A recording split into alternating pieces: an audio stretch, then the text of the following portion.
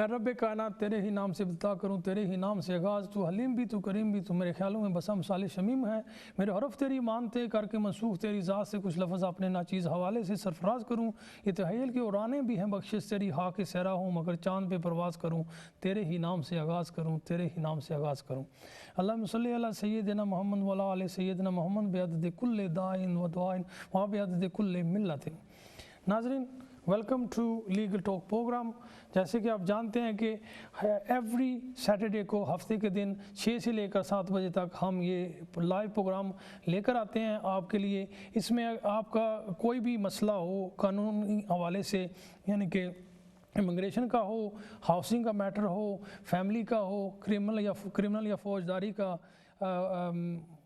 Probate या will के बारे में हो, एम्प्लॉयमेंट का कोई इशू हो, यहाँ पे इंग्लैंड में हो या यूरोप में आपका कोई यूरोपियन जो सेटलमेंट के हवाले से कोई मसला है, यूरोप में कोई मसला है आपको, या पाकिस्तान में किसी किस्म का कोई आपको लीगल इशू है या मसला है, तो उसके बाद आप कॉल कर सकते हैं स्टूडियो में। हमने फेसबुक पे भी स्टूडियो का नंबर दिया हुआ है, लाइन नंबर है, और हमने जो है अपना जो टीवी स्क्रीन है इकरा टीवी का, उस पर भी जो है हमने जो है वो स्टूडियो का नंबर दिया हुआ है।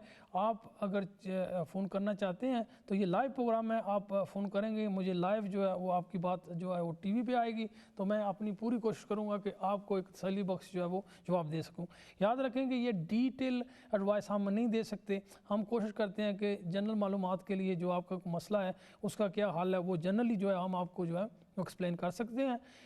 लास्ट वीक एक कॉलर ने मुझे कॉल की थी, क्योंकि टाइम थोड़ा होता है और सवाल भी सम टाइम उनका सही तरीके से समझ नहीं आता है, तो वो मैं थोड़ी सी पोजीशन जो है वो आई थिंक क्लियर नहीं हुई थी, तो मैं उसको क्लियर करता चलूँ। ये बात ये कर रहे थे कि वो जो कॉलर थे वो इनफैक्ट इंग्लैंड में उन्होंने प्री सेटलमेंट जो है वो उनके पास था, कार्ड था, सेटलमेंट का कार्ड था, और वो यूरोप का भी उनके पास जो है वो नेशनैलिटी थी। अब वो यहाँ पे भी काम कर रहे थे और वो इनफैक्ट यूरोप में भी उनका कोई काम जो है वो काम कर रहे थे। तो वो पूछ रहे थे कि मेरे लिए अब जो, क्योंकि 31 दिसंबर से यूरोप से जो है ये हम इंग्लैंड जो ब्रिटेन है ये निकल गए हैं, तो ये अब इस सिचुएशन में उसको कौन से रूल अप्लाई करेंगे। तो मैंने उसे बताने की कोशिश की थी, लेकिन लगता है कि उनको क्लियर नहीं हुआ है। ये ऐसे ही सिस्टम है जैसे फॉर एग्जांपल, क्योंकि आपके पास वहाँ का तो ऑलरेडी सेटलमेंट वो क्या कहते हैं कि रेजिडेंस है, तो आप वहाँ पे तो जा सकते हैं, आपको कोई मसला नहीं होगा। और यहाँ पे आपने जो वो प्री सेटलमेंट या सेटलमेंट ली हुई है, तो यहाँ पे भी आप जो है वो फ्रीली जो है वो आ जा सकते हैं और काम कर सकते हैं। ये ऐसे ही सिलसिला होगा जैसे फॉर एग्जांपल कि आपके पास पाकिस्तानी पासपोर्ट है और आपके पास इंडेफिनिट लीव जो है वो इंग्लैंड की मौजूद है, तो आप ऑब्वियसली पाकिस्तानी हैं, लेकिन यहाँ पे आपको इंडेफिनिट लीव आपके पास मौजूद है। आप यहाँ आकर काम भी कर सकते हैं, यहाँ पे प्रॉपर्टी भी ले सकते हैं, जो है वो आपको सारे राइट्स मौजूद है। लेकिन एट द सेम टाइम आप पाकिस्तानी हैं, आप पाकिस्तान जब जाएंगे तो वहाँ का जो रूल एंड रेगुलेशन है वो भी आपको अप्लाई करेगा। वही सिचुएशन है उन लोगों के लिए जिनके पास जो है वो जब तक वो परमानेंट जो रेजिडेंस इंग्लैंड की नहीं लेते हैं, यानी कि ब्रिटिश पासपोर्ट नहीं लेते हैं, तब तक उनका वो ड्यूल नेशनैलिटी होगी। वो इनफैक्ट जिस कंट्री से यूरोप से आ रहे हैं वो भी नेशनली उनके पास है, और फिर यहाँ का भी जो उनके सेटलमेंट है, तो वो दोनों जो है इस्तेमाल करते हैं, दोनों जुरिस्डिक्शन में वो काम कर सकते हैं, क्योंकि जिस जगह पे होंगे वहाँ का जो रूल रेगुलेशन फिर अप्लाई करेगा। आई थिंक ये अब आपको जो है ये क्लियर होगी सिचुएशन। तो क्योंकि लास्ट टाइम जो है आपने बाद में भी कॉल की थी, तो मुझे लगता था कि आपको इस बात की सही तरीके से समझना। इस सिचुएशन में आई थिंक बहुत सारे लोग हैं जो यूरोप से आए हैं, यहाँ पे आप जो सेटल हो गए हैं, उन्होंने प्री सेटलमेंट के लिए अप्लाई किया हुआ है, तो कुछ लोगों ने सेटलमेंट का भी उनके पास है। तो जब तक वो ब्रिटिश नेशनैलिटी नहीं लेते तब तक उनके पास ड्यूल नेशनैलिटी होगी। जिस मुल्क से यूरोपियन से वो आए हैं वो भी उनके पास उनका जो है वो रेजिडेंस या इंडेफिनिट लीव मौजूद है उनके पास, और वहाँ जाकर भी वो जो है वो आ जा सकेंगे, काम भी कर सकेंगे, उनके लिए कोई दिक्कत नहीं आनी चाहिए। ये सिर्फ ये जो रूल्स रेगुलेशन से अगर वहाँ से यहाँ का आप आकर सेटल होना चाहते हैं तो फिर आपको प्री सेटलमेंट का एप्लीकेशन जो है वो देना बहुत ज़रूरी था। तो जिन लोगों ने ऐसा किया है उनका जो है वो अब यहाँ प्री सेटलमेंट है, लेकिन इसका ये मतलब नहीं है कि आप यूरोप का आपकी जो है वो नेशनलिटी ख़त्म हो गई है, वो भी एक्चुअली चलती रहेगी। वो ख़त्म तब होगी जब आप ब्रिटिश जो है नेशनैलिटी लेंगे। जी कॉलर है लाइन पे, तो अस्सलाम वालेकुम, कौन और कहाँ से? मैं कुरैशी हूँ, मैनचेस्टर से बोल रहा हूँ। जी जी तो ये मुझे पावर अटर्नी एक पाकिस्तान भेजनी है। जी जी जो मेरी जायदाद जो है वो पाकिस्तान में है, मैं हाँ पाकिस्तान जाना नहीं चाहता जी जी और मेरे आधे बच्चे पाकिस्तान में आधे यहाँ हैं। तो मैं ये मुझे ये नहीं पता लग रहा कि मैं उनको कैसे कैसे भेजूँ। मैं अपने दामाद को भेजना चाहता हूँ। ये अच्छा उनकी जो वाइफ होगी वो मेरी डॉटर है, वो भी उसकी हिस्सेदार होगी। तो मुझे जी जो पावर अटर्नी है जी वो कैसे लिखनी होगी? मैं समझ गया हूँ। ये मैंने पहले भी जो है ना एक प्रोग्राम में बताया था। आप अपना टीवी का जो है ना वॉल्यूम कम करें, क्योंकि वो रिफ्लेक्शन जो है मेरे वापस आ रही है हमारे स्टूडियो में, तो वॉल्यूम कम कर दें। ये जी जी मैंने पहले भी इस बात को जो है ना एक प्रोग्राम में कहा था कि आप पावर अटर्नी जो है ना वो किसी भी आदमी जो पाकिस्तान जिसको आप ट्रस्ट करते हैं, जिस पे आप जो है वो जो है वो ट्रस्ट करते हैं, उसको आप दे सकते हैं। लेकिन उसका तरीकाकार ये है, अगर आप यहाँ से सॉलिसिटर जो कमिश्नर ऑफ ओथ होता है सॉलिसिटर, उससे आपको अटेस्ट करानी पड़ेगी। लेकिन अगर वो वहाँ सॉलिसिटर टेस्ट करता है और फिर आप पाकिस्तानी एम्बेसी जाकर टेस्ट कराएंगे तो फिर पाकिस्तान भेजते हैं। अगर आप ब्रिटिश हैं तो फिर वो पाकिस्तान में एक्सेप्ट नहीं होगी आपको। अगर ब्रिटिश हैं आप तो फिर आपको एक सॉलिसिटर जो होता है कमिश्नर ऑफ ओथ, उससे टेस्ट करानी पड़ेगी। ऑनलाइन एप्लीकेशन एक होगा जो यहाँ का जो फॉरेन ऑफिस है, ब्रिटिश फॉरेन ऑफिस, वहाँ पे आपको वो एप्लीकेशन फिल करके वो जो पावर अटर्नी है वो आपने फिर वहाँ पे भेजनी है फॉरेन ऑफिस उसको भी टेस्ट करेगा। फिर आपने पाकिस्तानी एम्बेसी में जाना है, वहाँ जाकर पाकिस्तानी एम्बेसी आपको टेस्ट करेगी। फिर जब ये पाकिस्तान जाएगी तो वहाँ पे जहाँ अदालतों में जो भी जिसको आप पावर अटर्नी देंगे आपके बिहाफ पे वो कोई भी केस कर सकता है, जो भी आप उसको पावर देंगे। याद रहे कि पावर लिमिटेड देनी चाहिए, क्योंकि सम टाइम अगर आप ओपन पावर दे देते हैं तो वो कुछ भी कर सकते हैं, और इसका मतलब है कि वो ज़मीन आपने नाम पे भी कर सकते हैं और बाद में आप उसमें कुछ भी नहीं कर सकते। इसलिए बेहतर यही होता है कि जब आप पावर अटर्नी जिस वकील से बनाएं उसे एग्जैक्टली बताएं कि आप कितनी पावर उसको देना चाहते हैं, क्या क्या वो कर सकता है। तो वो बेहतर ये होता है कि उसे ओपन पावर अटर्नी ना दी जाए। ऊपर देंगे तो उसमें थोड़ा सा आपके लिए खतरा होता है कि अगर वो कल कोई चीज़ ऐसी कर देते हैं जो आप फिर उस जो है ना वो कुछ भी नहीं कर सकते, क्योंकि आपने पावर अटर्नी दी हुई है। ये उन लोगों के लिए है जिनके पास ब्रिटिश पासपोर्ट है। अगर आपके पास पाकिस्तानी पासपोर्ट है तो पाकिस्तानी जो नादरा कार्ड है, ये ओवरसी वाला नहीं पाकिस्तानी, तो फिर आपको सिर्फ एक कमिश्नर जो ओथ सॉलिसिटर होता है उससे टेस्ट कराएं या किसी बैरिस्टर से करा लें। फिर पाकिस्तानी एम्बेसी से टेस्ट करा के आप उसे पाकिस्तान भेज दें। फिर फॉरेन ऑफिस की जो है वो ज़रूरत नहीं होती है। फॉरेन ऑफिस की तब ज़रूरत है अगर आप ब्रिटिश हैं। अगर वो नहीं करेंगे तो फिर वहाँ पर अदालत में वो जो एक्सेप्ट नहीं होगी। तो बेटे ये मैं ड्यूल नेशनलिटी है मेरे पास, और मेरे पास अपना शनाख्ती कार्ड भी है पाकिस्तान का। नहीं, आपके पास अगर ब्रिटिश पासपोर्ट है तो फिर डेफिनेटली आपको फॉरेन ऑफिस से करानी पड़ेगी। ड्यूल नेशनल जो है ना उनको डेफिनेटली जो है वो करानी पड़ेगी फॉरेन ऑफिस से भी टेस्ट। तो फॉरेन यहाँ से मैं ओथ कमिश्नर से करा के पहले अपना फॉरेन मिनिस्टर जो पाकिस्तान का है, नहीं पाकिस्तान का नहीं, यहाँ का जो फॉरेन जो है ना फॉरेन ऑफिस वहाँ से करानी पड़ेगी, पाकिस्तान का नहीं। यहाँ का फॉरेन ऑफिस है, वो ऑनलाइन एप्लीकेशन है। वो ऑनलाइन एप्लीकेशन आप फिल करेंगे और उसके साथ उनकी फ़ीस भी आप फीस पे करेंगे। साथ में आपने जो पावर अटर्नी बनवाई है इस वकील से जो उसने टेस्ट की है वो आपने वहाँ पे भेजनी है। जब वो भेजेंगे वो फिर कुछ 2 हफ्ते के बाद वो वापस आ जाएगी, वो टेस्ट कर देंगे। फिर वो लेकर आपने पाकिस्तानी एम्बेसी में जाना है, फिर पाकिस्तानी एम्बेसी वाले जो है उसको भी टेस्ट करेंगे। जी शुक्रिया आपके कॉल का।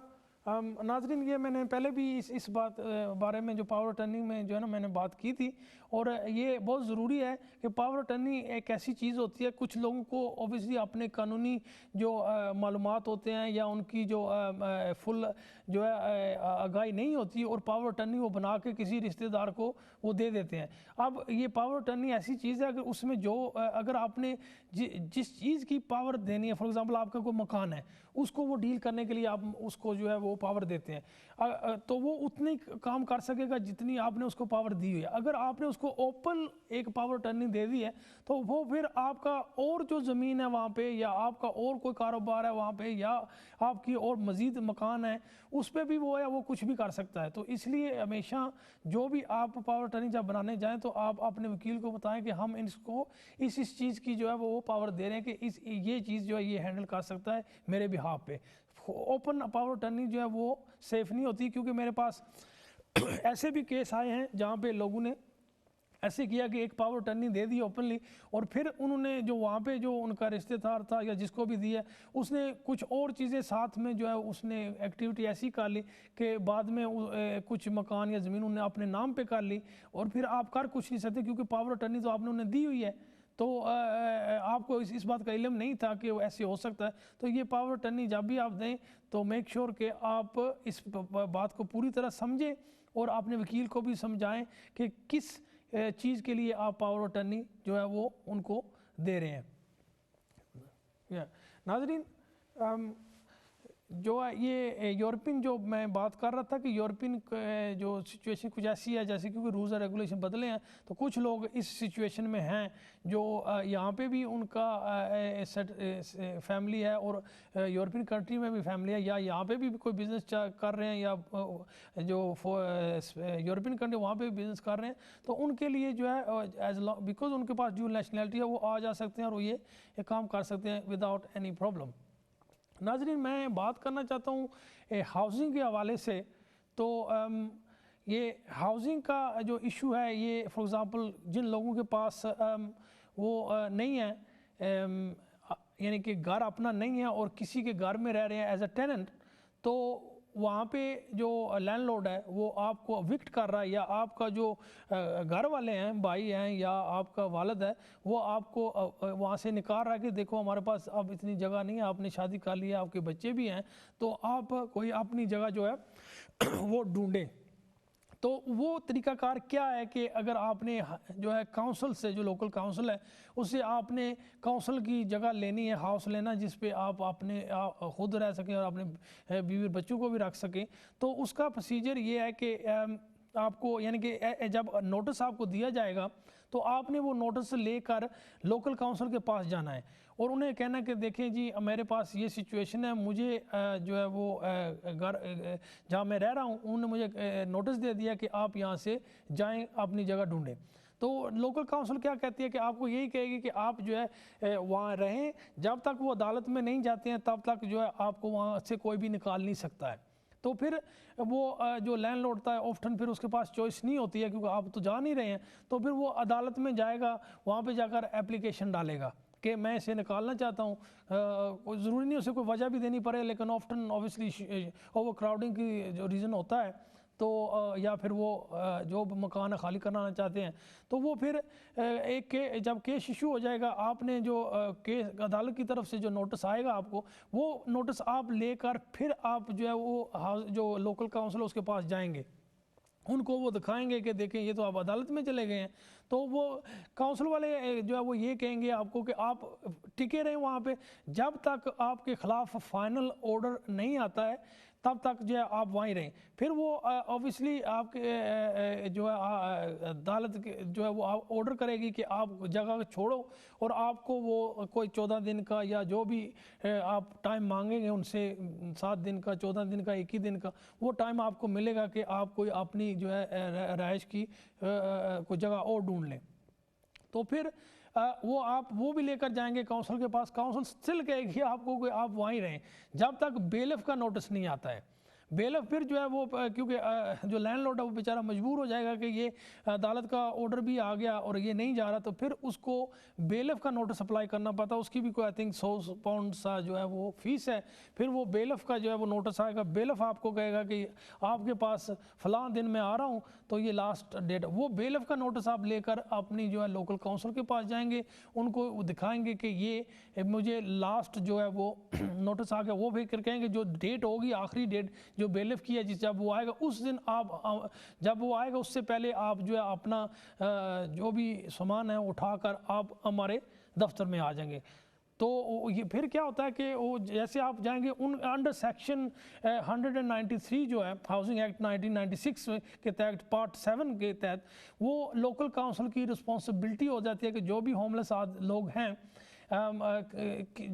वजह क्या कैसे होमलेस हुए हैं, वो अनलेस के वो खुद होमलेस ना हो, इंटेंशनली होमलेस ना हो, तो वो उनको लोकल काउंसिल की रिस्पॉन्सिबिलिटी बन जाती है कि होमलेस पीपल को अकोमोडेशन जो है वो उनको देनी पड़ती है। वो नॉर्मली तो क्योंकि आप वहाँ जाते हैं, उनके हाउसिंग की शॉर्टेज है, तो स्ट्रेट वे आपको परमानेंट जगह तो नहीं देते हैं, या तो आपको किसी होटल में वो ठहरा देंगे या फिर आपको टेम्प्रेरी जो अकोमोडेशन होती है उसमें जो है वो आपको भेज देते हैं। ये रिस्पॉन्सिबिलिटी डिस्चार्ज भी हो जाती है अगर फॉर एग्ज़ाम्पल अगर आप वहाँ परमानेंटली नहीं रह रहे हैं, कभी जाते हैं रहते हैं, और कभी आप अपना ऑब्वियसली कोई आप जो फैमिली मेम्बर्स हैं या मॉम है या डैड है वहाँ पे जाकर ज़्यादा रह रहे हैं, तो ये ख्याल रखें कि रेगुलरली जो है हाउसिंग के लोग जो आकर वो चेक करते रहते हैं कि वहाँ पे आप कंटिन्यूसली रह रहे हैं या नहीं रह रहे हैं। अगर उन्हें पता चल जाए कि आप एक्चुअली वहाँ पे नहीं रह रहे हैं, शायद आप जाते हैं रात को सो जाते हैं, फिर दिन पूरा जो है वो कहीं किसी रिश्तेदार के पास गुजार रहे हैं, तो फिर चांसेस है कि वो अपनी ड्यूटी डिस्चार्ज जो है वो कर चुके होते हैं, और फिर जैसे कहा 163, 64, 65 के तहत जो जैसी रिस्पॉन्सिबिलिटी दी है वो रिस्पॉन्सिबिलिटी डिस्चार्ज भी हो जाती है, तो वो आपको निकाल भी सकते हैं। तो इस बात का जो है वो ख़ास ख्याल रखें, क्योंकि ऐसे हमारे पास केसेस आए हैं जहाँ पे इनफैक्ट ऐसे हुआ है, क्योंकि हमारे लोग जो फैमिलियाँ यहाँ पे पूरी की पूरी फैमिली होती हैं, उनके माम एंड डैड यहाँ होते हैं, उनके पास भी घर होते हैं, भाई होते हैं, तो वो क्या करते हैं दिन को शायद स्कूल जो है उन्होंने बदला ही नहीं, जहाँ पे पहले रहते स्कूल वहीं हैं और उसके बच्चे उसी स्कूल में जा रहे हैं। वो जब आते हैं सुबह बच्चों को वहाँ छोड़कर फिर वो खुद काम पे चले जाते हैं, वाइफ उनकी जो है वो माँ या बाप के घर या भाई के घर सारा दिन गुजार देते हैं, फिर शाम को जो है वो जाते हैं अपने घर, या कभी वो जाते भी नहीं हैं। तो इन जो लोकल काउंसिल होती है ये इस बात पे नज़र रखती है, और ऑफ्टन उनको अगर इस किस्म की सिचुएशन नज़र आए तो वो आपने जो एप्लीकेशन आपको निकालने के लिए भी वो कर सकते हैं, क्योंकि हाउसिंग की शॉर्टेज है, और वो उनका वो उन लोगों को देते हैं कि जो इनफैक्ट होमलेस हैं, जिनके और अल्टरनेटिव कोई भी जगह नहीं है जहाँ पे वो जाकर रह सकें। तो इस बात का ख्याल रखें।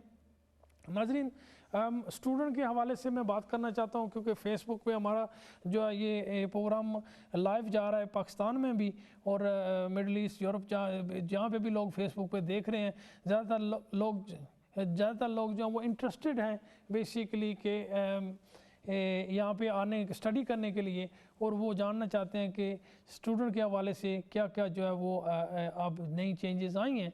तो पहले से अब स्टूडेंट के रूल्स एंड रेगुलेशन बहुत ही जो है वो नरम कर दिए गए हैं।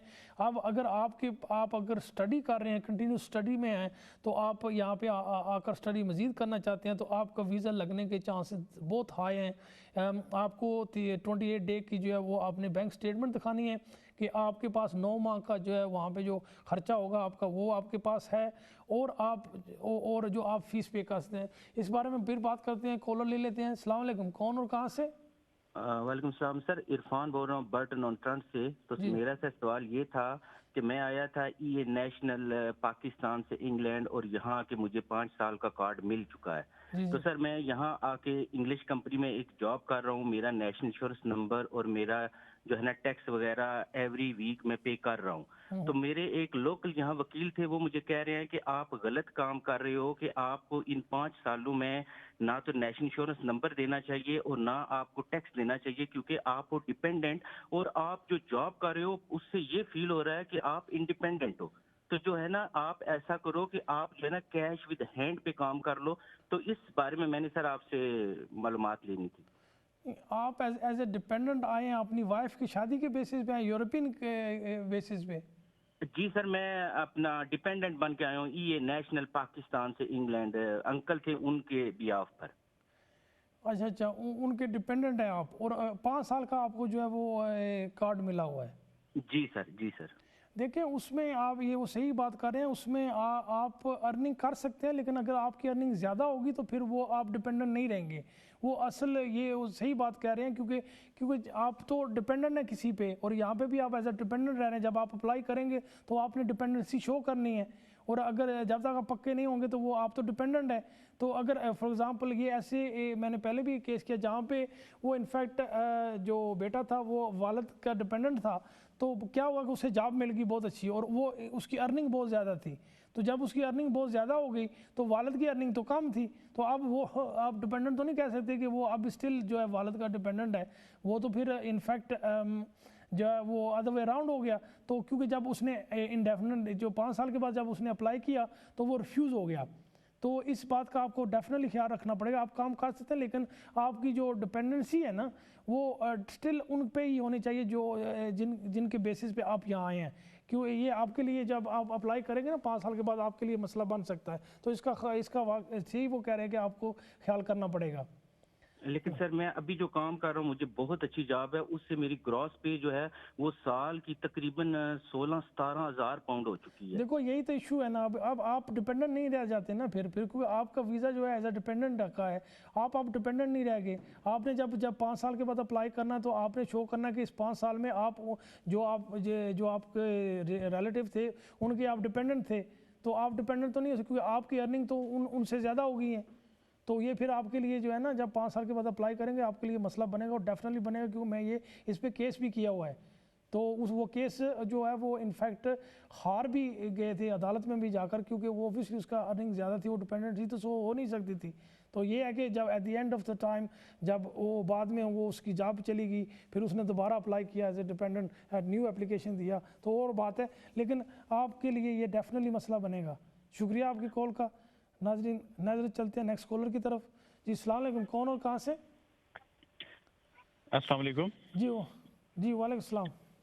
जी आपसे एक सवाल पूछना था, आपकी हेल्प चाहिए थी कि अभी मेरी वाइफ का मैंने अप्लाई किया है उनके इंडेफिनेट के लिए। एक मिनट मिर्ज़ा यार ये आवाज़ जो है ना ये कम करें क्योंकि ये आवाज़ बहुत ज़्यादा आ रही है मुझे। आप सवाल करें। जी एक्चुअली मैंने अपनी वाइफ के लिए अप्लाई किया था उनके 5 ईयर के बाद स्पाउस वीजे के इंडेफिनेट के लिए। तो अब आपसे पूछना ये था कि अब जो हम पहले जॉब कर रहे थे वाइफ और मेरी दोनों की इनकम शो की थी, तो अगर अब हम अप्लाई करने के बाद अब जॉब चेंज कर लेते हैं तो कोई प्रॉब्लम तो नहीं होगा? नहीं प्रॉब्लम नहीं होनी चाहिए क्योंकि एट द टाइम जब आपने अप्लाई किया था उस वक्त अगर 18,600 तनख्वाह आपको वो जो थ्रेश होल्ड है उसका वो मीट कर रहे हैं तो फिर आपको कोई मसला नहीं होना चाहिए। अगर आपने वो जॉब अगर चली गई है कोई और जॉब कर रहे हैं तो कोई उसका इशू नहीं होना चाहिए। जी क्योंकि अब डिसीजन अभी नहीं आया है, तो अब हम अगर जॉब चेंज करते हैं तो इस पर कोई ऑब्जेक्शन तो नहीं करेंगे? नहीं कोई ऑब्जेक्शन नहीं करेंगे। अभी आपका जो अर्निंग है वो स्टिल 18,600 से ऊपर है या कम चली जाती है? नहीं वो 18,600 से शायद थोड़ी कम चली जाए, या हम कोशिश करेंगे मेंटेन करने की उसको। अगर कम हो जाएगी तो फिर प्रॉब्लम होगी। होनी नहीं चाहिए बिकॉज जो पेपर आपने जब आपने दिए थे ना वो जो होम ऑफिस का केस वर्क है वो उसी पेपर पे फैसला कर सकता है। नहीं जब हमने अप्लाई किया था उस वक्त तो हमारी 18,600 से बिल्कुल ऊपर थी। और तो फिर ठीक है, फिर कोई मसला नहीं है। तो अगर पहले मैं और वाइफ जॉब कर रहे थे, अगर वाइफ जॉब नहीं करती और मैं सिर्फ जॉब करता हूँ और हमारी 18,600 से कम हो जाती है तो कोई इशू तो नहीं हो सकता? देखो अभी नहीं होगा क्योंकि जो फैसला उसी पे करेगा वो उसने जो आपने पेपर दिए हुए हैं क्योंकि ये उसे नहीं पता, इसका ना ही उसे पता चलेगा जो उसी पेपर पे उसने फैसला करना जो पेपर आपने ऑलरेडी भेज दी उसमें अगर 18,600 है तो फिर आपके लिए कोई मसला नहीं होना चाहिए। जी शुक्रिया आपकी कॉल का। जी नाज़रीन बात हो रही थी स्टूडेंट की तो कॉलर की वजह से मैंने जो है वो बात स्टॉप की थी। स्टूडेंट का जो है ना ये सिलसिला अब जैसे मैंने कहा है कि अगर आप फुल टाइम स्टडी में हैं तो आपको 2 साल की गैप जो है ये ऑलमोस्ट एक्सेप्टेबल है। अगर 2 साल की गैप है स्टडी में तो फिर भी आपको जो है यहाँ पे वीज़ा मिल जाएगा। आपने ख़र्चा तकरीबन जो है वो दिखाना है 9 मंथ का और फ़ीस जो है वो आप जो है वो शो कर सकते हैं कि हम पे कर सकते हैं। इंग्लिश लैंग्वेज का सिलसिला ये है कि आप आइल्स कर लें, अगर नहीं किया हो तो फिर कुछ यूनिवर्सिटियाँ यहाँ पे फाउंडेशन कोर्स जो है वो इंग्लिश का ऑफ़र करती हैं। उसके ऑब्वियसली मसला ये होगा कि आपको ज़्यादा फ़ीस देनी पड़ेगी क्योंकि इंग्लिश कोर्स का 6 माह का जो है वो भी आपको जो है वो फ़ीस पड़ जाएगी। नाज़रीन कॉलर ले लेते हैं फिर बाद में बात करते हैं। अस्सलाम वालेकुम, कौन और कहाँ से? अस्सलाम वालेकुम जी, मैं न्यू मार्केट से बात कर रहा हूँ, मोहम्मद आबिद। जी मेरी वाइफ का जो है वो एक्सटेंशन के लिए गया हुआ है, मैं इंडेफिनेट में हूँ। तो 2-3 छोटी छोटी चीज़ें पूछनी थी। वो ये कि एक तो उनका जो 2.5 साल का वीज़ा लगना है उसके लिए इनकम हेल्थ सरचार्ज जो है वो मुझे लगता है कि उन्होंने ज़्यादा काटा है, तो वो क्या होगा एक चीज़। दूसरी ये कि मुझे होम ऑफिस के केस वर्कर से ईमेल आई कि आपका ये एक पेपर मिसिंग था वो दे दें, तो वो भी भेज दिया। तो इसके बाद कितना अरसा नॉर्मली आजकल ले रहे हैं वो, क्योंकि उनकी जो 8 साल हो गए उनको इस मुल्क में वाइफ को, ये लास्ट एक्सटेंशन होगी before he she can apply for indefinite. तो ये 2-3 चीजें पूछना थी आपने आपसे। पहला सवाल क्या था कि आपने तो मुझे ये लगता है कि इनका हेल्थ चार्ज जो है ना 1500 के करीब काटा है, ज्यादा काटा है। नहीं वो हेल्थ से चार्जेस ऊपर चले गए हैं। अच्छा पिछले अक्टूबर से जो है ना, पिछले लास्ट अक्टूबर 2020 से हेल्थ से चार्जेस इंक्रीज हो गए हैं। वो पहले जो थे ना वो उससे ऊपर चले गए हैं। वो अब तकरीबन 1600 पाउंड के करीब आ रहे हैं। तो वो अब सही है, सबको ऐसे ही चार्ज कर रहे हैं। तो टाइम जो है ये इनफैक्ट ज़्यादा टाइम तो नहीं ले रहे हैं, इवन दो बैकलॉग काफ़ी है। लेकिन मैंने देखा कि जो बीमारी का जो ये पीरियड था, इसमें जितने भी लोगों ने अपॉइंटमेंट थोड़ी सी है वो मुश्किल से मिल रही थी, लेकिन जैसे ही अपॉइंटमेंट मिलती थी बाद में फैसले बहुत जल्दी आ रहे हैं। तो आपका कितना अर्सा हो गया जमा हुए? जी वाइफ का जो वीजा खत्म हो रहा था 30 नवंबर का था, तो हमने 1-2 दिन पहले ही जमा करवाए थे। आपने फिंगरप्रिंट कब देकर वो उस स्टेट से? फिंगरप्रिंट 14 दिसंबर को फिंगरप्रिंट दिए थे, और केस वर्कर ने सिर्फ एक ही चीज पूछी है, विच शोज के शायद उसमें कोई और मसला नहीं है। नहीं बस वो 14 दिसंबर से आपका टाइम है, तो अभी तो 6 हफ्ते भी नहीं हुए, ज़्यादातर 6 हफ्ते तक जो है ना वो आपको वो लगा रहे हैं। 6 हफ्ते से लेकर 3 मंथ के अंदर अंदर जो है ना वो फैसले कर रहे हैं। तो इंशाल्लाह अभी उस पीरियड के अंदर अंदर हैं आप। और जो उसने डॉक्यूमेंट मांगा, इसका मतलब वही डॉक्यूमेंट उसे चाहिए। अगर और चाहिए होते तो वो मजीद डॉक्यूमेंट मांग लेता उस वक्त वो आपका एप्लीकेशन जो है ना वो ठीक है। शुक्रिया आपके कॉल का। नाज़रीन चलते हैं नेक्स्ट कॉलर की तरफ। अस्सलाम वालेकुम, कौन और कहाँ से? जी वालेकुम सलाम, मैं लंदन से बात कर रहा हूँ। आपसे एक सवाल पूछना था कि अभी वाइफ का अप्लाई किया है इंडेफिनिट के लिए, उनका इंशाल्लाह रिप्लाई आ जाएगा। तो पासपोर्ट का मुझे आपसे पूछना था कि एज ए ब्रिटिश सिटीजन क्या वो फौरी तौर पे पासपोर्ट अप्लाई कर सकती हैं या उनको 1 साल वेट करना पड़ेगा? नहीं, 1 साल आप वेट करेंगे तो फिर अप्लाई करेंगे। नेशनैलिटी के लिए अप्लाई करेंगे, पासपोर्ट के लिए तो नहीं करेंगे ना। पहले आपने नेशनैलिटी अप्लाई करनी है, फिर आपने जो है वो फिर जब नेशनैलिटी आएगी फिर आपको जो है वो पासपोर्ट ले सकेंगे आप। ओके, इंडेफिनिट के 1 साल तक हमें नेचुरलाइजेशन का इंतजार करना होगा? जी फिर आपने नेचुरलाइजेशन के लिए एप्लीकेशन करना है। जी thank you for your call. नाज़रीन चलते हैं नेक्स्ट कॉलर की तरफ। अस्सलाम वालेकुम, कौन और कहाँ से? वालेकुम अस्सलाम, मैं साकिब बोल रहा हूँ बर्मिंघम से। जी तो अच्छा, मुझे थोड़ी सी इन्फॉर्मेशन ये चाहिए थी कि मैंने ना 2.5 years का जो फर्स्ट पीरियड था यहाँ इंग्लैंड के लिए, वो मैंने एक्सटेंड करवा लिया था वीज़ा। अच्छा, उसके बाद अभी इस साल में 2021 में मैंने वीज़ा है अगस्त तक, उस वक्त मैंने अप्लाई करना है इंडेफिनिट के लिए ना। तो इसके लिए मैंने कंफर्म करना था इनकी एग्जैक्टली कौन कौन सी फीस अप्लाई करनी है, और इसमें जो मेडिकल के लिए जो हम फीस पे करते होते हैं या NHS को, वो भी इस बार मुझे करनी पड़ेगी? नहीं इंडेफिनिट के लिए जो है ना ये हेल्थ चार्जेस आपको नहीं देने पड़ते। ओनली एक्सटेंशन जब आप करते हैं तो तब आपको जो है ना वो हेल्थ चार्जेस जो होते हैं वो पड़ते हैं। जब इंडेफिनिट लीव आप करेंगे तो फिर आपको जो है वो इसकी ज़रूरत नहीं होगी। तो इसकी फीस क्या है अभी? इसकी फीस काफ़ी है। आई थिंक 2003-4-500 तक जो है ना वो है अभी, क्योंकि ये इंक्रीज होती रहती हैं। तो अब आई थिंक ये इतना होगा फीस, लेकिन हेल्थ से चार्जेस नहीं होंगे। इसकी सिर्फ इंडेफिनिट लीव की फ़ीस होगी जो आई थिंक 2004 या 500 के करीब होगी। और इसमें दूसरी बात यह है कि जो मैं जॉब कर रहा हूँ तकरीबन कोई मेरा ख्याल है 20 से 21 हज़ार हो जाता है साल का बन रहा है।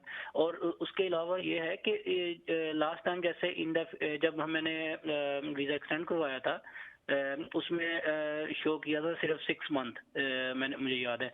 तो इस बार भी लास्ट 6 मंथ या 7 मंथ की ही मैं शो करना होता है या ज्यादा करने होते हैं? नहीं 6 माह की करेंगे एज लॉन्ग एज अगर आप किसी के लिए काम कर रहे हैं। अगर आप सेल्फ एम्प्लॉयड फिर आपको पूरे साल का जो है रिकॉर्ड देना पड़ता है। अगर किसी के लिए काम कर रहे हैं, जॉब कर रहे हैं नहीं फिर 6 माह का ही आपको है जो है वो। और इसमें ये तो नहीं कोई इशू होता कि जैसे कि ना यूनिवर्सल क्रेडिट, क्योंकि अभी यूनिवर्सल क्रेडिट मेरी वाइफ काम नहीं कर रही, हमारे माशाल्लाह 3 बच्चे हैं, तो वाइफ यूनिवर्सल क्रेडिट ले रही है। तो यूनिवर्सल क्रेडिट में आपको पता होगा कि 7 नाम मेंशन करते हैं ना हस्बैंड का, तो उसमें ऑनलाइन भी जब हम यूनिवर्सल क्रेडिट का जहाँ तक मुझे इल्म है वो 30,000 तक अगर आपकी अर्निंग हो ना तब तक भी आप जो है यूनिवर्सल क्रेडिट ले सकते हैं।